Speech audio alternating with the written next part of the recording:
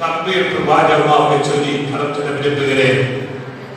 நம்ம குறிவாக்கிய மறக்கப்படாது. குறிவாக்கியம் எது? வாசிக்கிறேன்.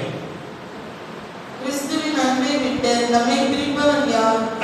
உபத்திரவமோ, வியாகுலமோ, துன்பமோ, பசியோ, துர்மானமோ, நாசமோசமோ, பட்டயமோ, இவை எல்லாவற்றிலேயும் நாம் நம்மில் அன்பு கூறுகிறவர்களானாலே முற்றும் ஜெயமடைகிறவர்களாய் இருக்கிறோமே. அல்லேலூயா. அப்போஸ்தலனாகிய பவுல் ரோமா சபைக்கு தன்னுடைய நிருபத்தை எழுதும்போது ரோமா சபையோடு சொல்கிறார், கிறிஸ்துவின் அன்பை விட்டு என்னை பிரிப்பவர் யார் என்று கேட்டதுக்கு அப்புறமா கழிந்த சில வாரமாய் துன்பத்தை குறித்து நாம் சில காரியங்களை படித்தோம். இன்னைக்கு அதனுடைய தொட்டு கீழாக வியாகுலமோ, துன்பமோ, பசியோ, நிர்வாணமோ, நாசமோசமோ, இவை எல்லாவற்றிலும் நம்மை அன்பு கூறுகிறவரால் முற்றும் ஜெயம் கொள்கிறவர்களாக இருக்கிறோம். அல்லேலூயா. எவை எல்லாவற்றிலும் வியாகுலம் அருமை ஆண்டவராக இயேசு கிறிஸ்து அவருடைய சிலுவை மரணத்துக்கு முன்னே மிகுந்த வியாகுலத்தோடு கண்ணீரோடு ஜெபம் பண்ணினார் என்று நாம் பார்க்கின்றோம். துன்பம் நம்முடைய வாழ்க்கையில் வரும்போது, பசி வரும்போது, நிர்வாணம் வரும்போது, நாசமோசம் வரும்போது, பட்டயம் நமக்கு எதிராக வரும்போதும் இவை எல்லாவற்றிலேயும் நாம் நம்மை அன்பு கூறுகிறவர்களால் முற்றும் ஜெயப்படுகிறவர்களாக இருக்கிறோம். அவர் குறிக்கணும், இந்த துன்பமானாலும் சரி, இந்த உபத்திரவமானாலும் சரி, வியாகுலமானாலும் சரி, பசியானாலும் சரி, இதை எல்லாவற்றையும் ஆமென் கிறிஸ்துவினாலே ஜெயம் கொள்கிறவர்களாய் நாம் காணப்படுகிறோம். சீக்கிரமாய் ஒரு சில வசனங்களை தியானித்து கடந்து செல்லும்படி விரும்புகிறேன். 2 நாளாகமம் 20ஆம் அதிகாரம் 22ஆம் வசனம்.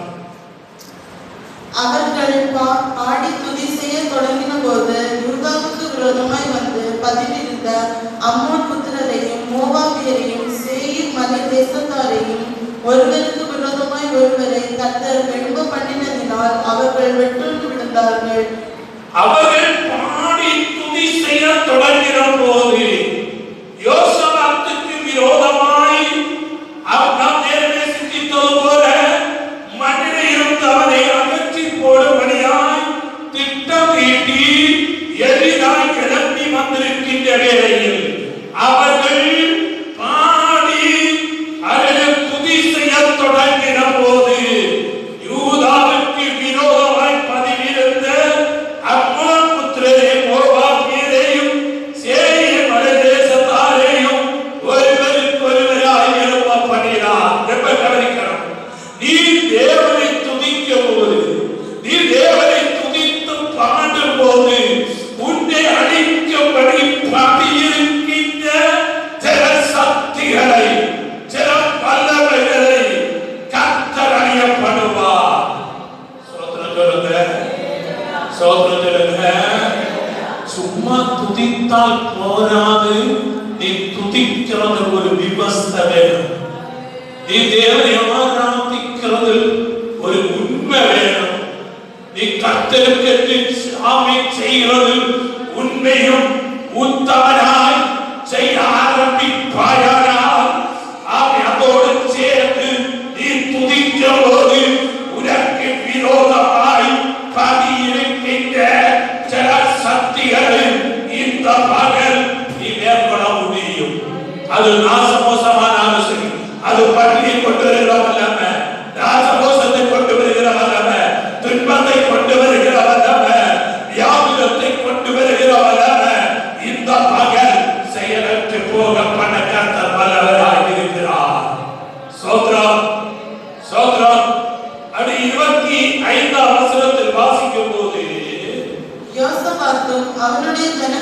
அவர்கள் உடைமைகளை கொள்ளையிட வந்தபோது அவர்கள் கண்ட ஏராளமான பொருட்களும் பிரேதங்களில் இருந்து உரித்து போட்ட ஆடை ஆபரணங்களும் தாங்கள் எடுத்துக்கொண்டு போகக்கூடாதிருந்தது.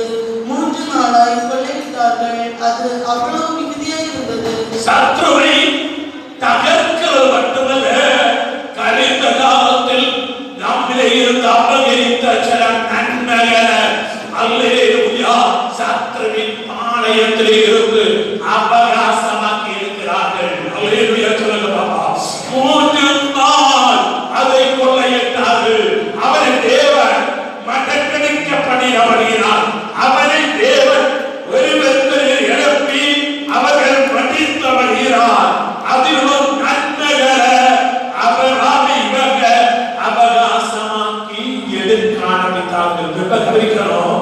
நீ பெற்றுக்கொள்ள வேண்டிய சந்தோஷம், நீ பெற்றுக்கொள்ள வேண்டிய விடுதலை, நீ பெற்றுக்கொள்ள வேண்டிய உயர்வு, நீ பெற்றுக்கொள்ள வேண்டிய நன்மையை பெற்றுக்கொள்ளாதபடி வஞ்சக சாத்தான் அவருடைய பட்சத்தில் வைத்திருக்கும் போது இந்த பகல் உனக்கு விரோதமாய் எழுப்புகிற சத்ருவை நீ மட்டக்கடைக்கும் போது நன்மைக்கு விரோதமாய், விடுதலுக்கு விரோதமாய், உயர்வுக்கு விரோதமாய் இருக்கின்ற சத்ருவை தகர்க்கிறது மட்டுமல்ல, உனக்கு தேவையான எல்லாவற்றையும் உன்னுடைய உறுதாக்கிக் கொள்ளும்படியா கர்த்தர் இந்த பகல் உன்னை பலப்படுத்த போகிறார். புரியல உங்களுக்கு? புரியல? சத்ரு தகரும் போதுதான் சிலரை நம்மால் அவகாசமாக்க முடியும். உன்னுடைய தனிப்பட்ட வாழ்க்கையில் சத்ருவால் உன்னை அடிமையாக்கி வைத்தால் நாம் பெற்றுக்கொள்ள வேண்டிய விடுதல் ஆசீர்வாதம் நம்மால் பெற்றுக்கொள்ள முடியாது. சாத்தான் அதை அபகரிப்பார். இந்த பகல் அந்த சாத்தானே ஒரு சொல்லான மிதித்து அவன் அபகாசமாக்கி வைத்திருக்கிற இந்த பகல் கொள்ளையினான். புரியுது? தேவ தினத்திற்கு விடுதல் கர்த்தர் விரும்புகிறார். ஆனால் விடுதல் அனுபவிக்க விடாம சாத்தான் நமக்கு எதிராக போராடும் போது இந்த பகல் அந்த சத்ருவை நீ மிதித்து அவரை தகர்க்கும் போது அவன் வருடங்களால் உன்னுடைய நன்மைகளை அபகரித்து வைத்திருக்கின்ற உயர்வுகளை நாம் திரும்பி பெற்றுக் கொள்வோம். சோதரம் சொல்லுங்க பாபா, சோதரம் சொல்லுங்க பாபா. அல்லேலூயா. மட்டுமல்ல, அதனுடைய கீழே 4ஆம் நாளில் பெராக்காவிலே கூடினார்கள். அங்கே கர்த்தருக்கு ஸ்தோத்திரம் செலுத்தினார்கள். ஆதலால் அவ்விடத்திற்கு இந்நாள் வரைக்கும் இருக்கிறபடி பெரேக்கா என்னும் பெயர் தரித்திருந்தார்கள். 4 நாள் கொள்ளையிட்டார்கள். 4ஆவது நாள் பெரேக்காவிலே கூடினார்கள். அங்கே கர்த்தருக்கு ஸ்தோத்திரம் செலுத்தினார்கள். சில நன்மைகளுக்கு வரும்போது, சில ஆசீர்வாதங்களுக்கு வரும்போது, சில விடுதலுக்கு வரும்போது நீ மௌனமாக இருக்கிறாய். கர்த்தருக்கு ஸ்தோத்திரம் செலுத்தணும். உனக்கு நன்மை தரும்போது அந்த நன்மையின் ஒரு பகுதி உனக்காக கையில் கொடுக்கணும். தேவனுடைய உயர்த்தும் போது, தேவனுடைய நன்மையினால் நிரப்பும் போது மனம் அடியில்லாதபடி, முறுமுறுப்பு இல்லாதபடி, இங்க கொண்டு அங்க கொண்டவனை சொல்லாதபடி ஒரு துறந்த மனதோடு தேவனை துதிக்கடி ஆரம்பிக்கணும். தேவனை மகிமைப்படுத்த ஆரம்பிக்கணும்.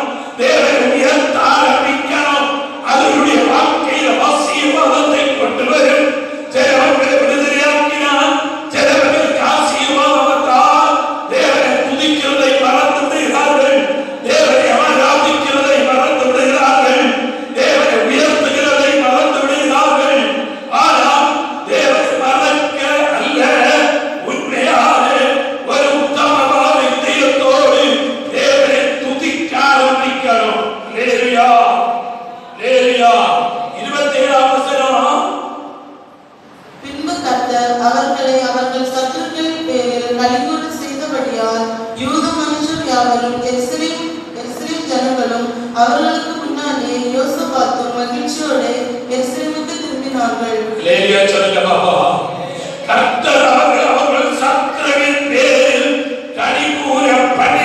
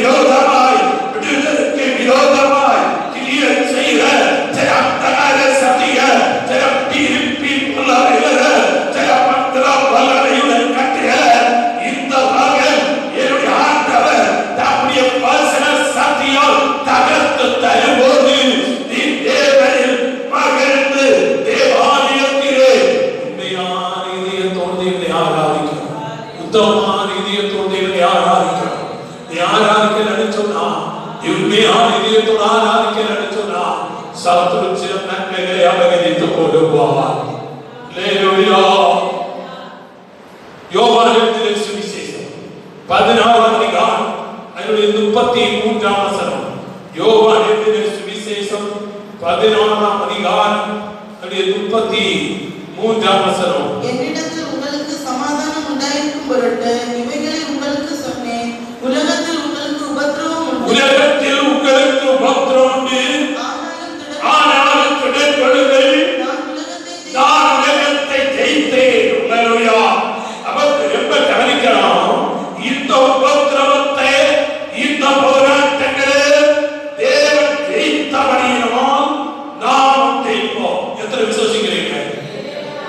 எனக்கு இருக்கிற இந்த பிரச்சனை, எனக்கு இருக்கிற இந்த போராட்டம், எனக்கு இருக்கிற இந்த நெருக்கம், எனக்கு இருக்கிற இந்த கஷ்டம், எனக்கு இருக்கிற இந்த வறுமை, எனக்கு இருக்கிறதான நெருக்கம், அல்லேலூயா, நான் ஜெயிப்பேன் என்று சொல்கிற எத்தனை உண்டோ?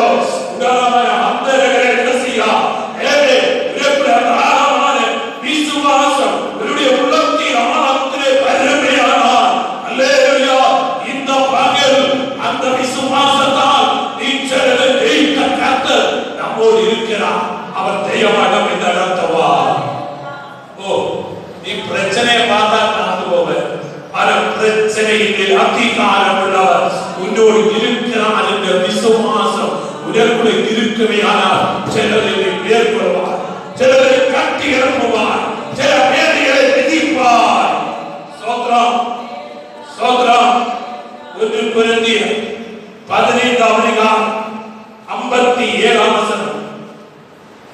நம்முடைய கர்த்தராகிய இயேசு கிறிஸ்துவினாலே நமக்கு ஜெயமளிக்கிற தேவனுக்கு ஸ்தோத்திரம். அல்லேலூயா. நம்முடைய கர்த்தராகிய இயேசு கிறிஸ்துவினாலே நமக்கு ஜெயம் கொடுக்கிற தேவனுக்கு ஸ்தோத்திரம். அல்லேலூயா. அப்ப கிறிஸ்துவினாலே வருகிற ஜெயம். நான் யாருடைய பிள்ளைகள்? இயேசு அப்பாவின் பிள்ளைகள். அவராலே நமக்கு ஜெயம் கொடுப்பாரா? ஜெய கிறிஸ்து முன் செல்கிறார்.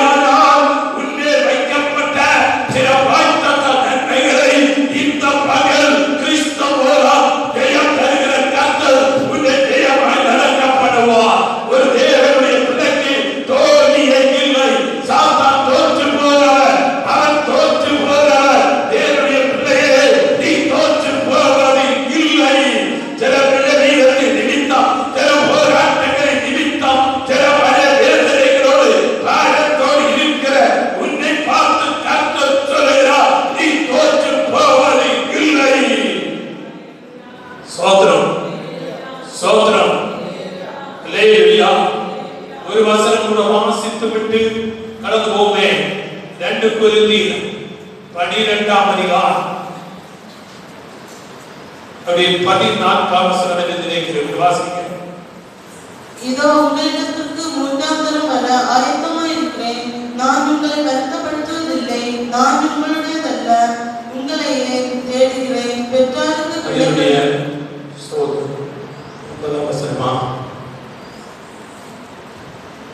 அதற்கு அவர், என் கிருபை உனக்கு போதும், பலவீனத்தில் என் பலன் பூரணமாய் விளங்கும் என்றார்.